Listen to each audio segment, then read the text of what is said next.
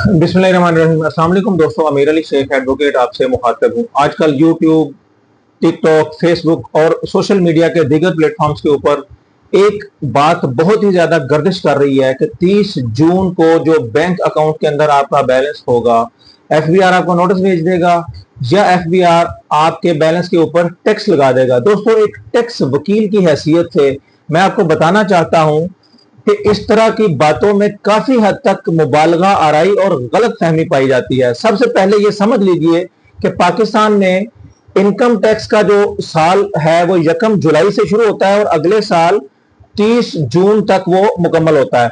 और 30 जून के बाद आपने अपने असासे, वाजबात और उनका हिसाब किताब आपने एफबीआर को जमा करवाना होता है। लेकिन सिर्फ इस वजह से कि 30 जून को आपके बैंक अकाउंट में ज्यादा रकम मौजूद है, एफबीआर उसको टैक्स नहीं कर सकता। उसकी मल्टीपल रीजंस हो सकती हैं कि आपके अकाउंट के अंदर वो रकम क्यों मौजूद है।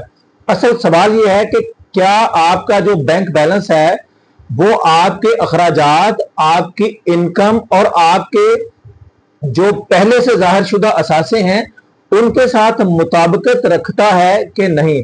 एक आसान सी मिसाल के जरिए मैं आपको समझाता हूं। पिछले साल 1 जुलाई 2025 से लेके 30 जून 2026 तक फर्ज करें आपने 20 लाख रुपया कमाया, उसके ऊपर आपने टैक्स भी दे दिया और इस साल के अंदर आपने 12 लाख रुपए घरेलू या जाती अखराजात की मद में खर्च कर दिए। अब आपने 8 लाख रुपए बचा लिए।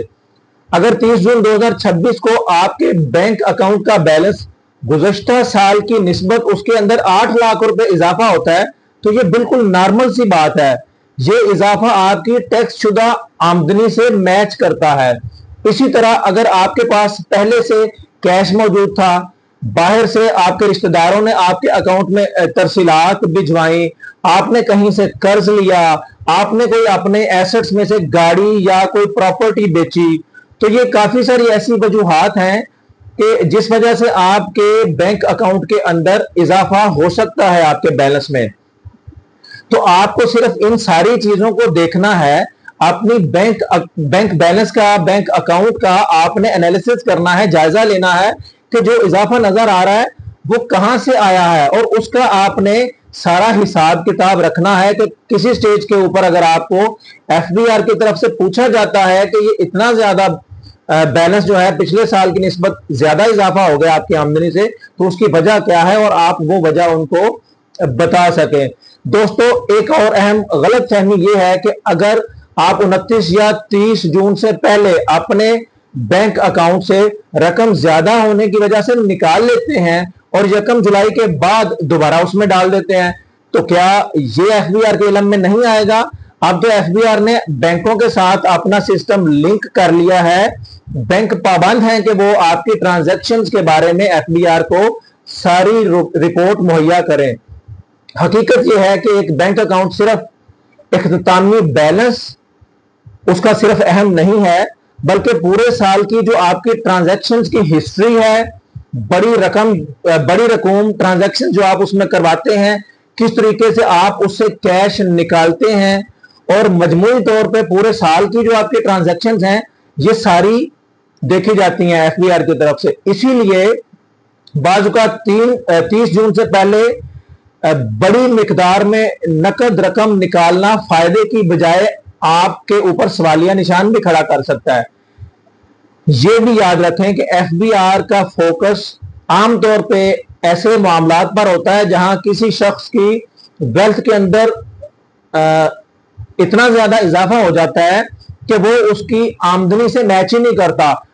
फर्ज किया आपने साल के अंदर 2 करोड़ रुपए के एसेट्स ले लिए और वेल्थ के अंदर आपके पास 2 करोड़ के इतने रिसोर्सेज थे ही नहीं, और अगर पूरे साल की आपकी आमदनी देखी जाए तो वो सिर्फ 6-7 लाख रुपया थी, तो तब भी आपके जो असासे होंगे, आपकी वेल्थ स्टेटमेंट होगी, वो आपकी इनकम के साथ मुताबिकत नहीं रखती। उसके ऊपर भी एफबीआर आपसे सवालिया निशान आपके ऊपर लगा सकता है और आपको नोटिस डाल सकता है।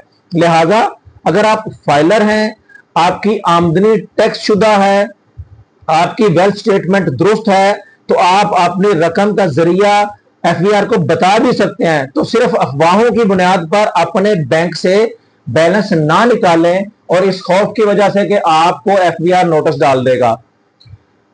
ہمیشہ ایک بات یاد رکھیے گا کہ F B R bank balance پر نہیں اور نہ ہی آپ کی ٹرانزیکشنز کے اوپر ٹیکس لگاتا ہے، وہ آپ کی اس آمدنی کے اوپر ٹیکس لگائے گا جو ظاہر شدہ نہیں ہوگی اور جس کو آپ ایکسپلین نہیں کر سکیں گے۔ اس لیے اپنے بینک اکاؤنٹس خالی کرنے کی بجائے اپنی انکم، اخراجات، ویلتھ سٹیٹمنٹ کا جائزہ لیں، پراپر طریقے سے اس چیز کو یقینی بنائیں کہ جو بھی آپ ایف بی آر کے گوشوارے میں جمع کروا رہے ہیں بیک اینڈ کے اوپر آپ کے پاس اس کی ساری ورکنگ موجود ہے، تو اس وجہ سے آپ کو ایف بی آر کی طرف سے نوٹس نہیں آئے گا۔ اگر آپ کو یہ معلومات فائدہ مند لگی ہوں تو اس ویڈیو کو ضرور لائک اور دوسروں تک شیئر کریں تاکہ دوسرے لوگ غلط فہمیوں سے بچ سکیں اور پراپر طریقے سے اپنے ٹیکس ریٹرن جمع کروا سکیں۔ دوستو، جنہوں نے ابھی تک ہمارے چینل کو سبسکرائب نہیں کیا وہ اس کو سبسکرائب کر لیں تاکہ آنے والی اپڈیٹس کے بارے میں آپ آگاہ رہ سکیں۔ تھینک یو، خدا حافظ۔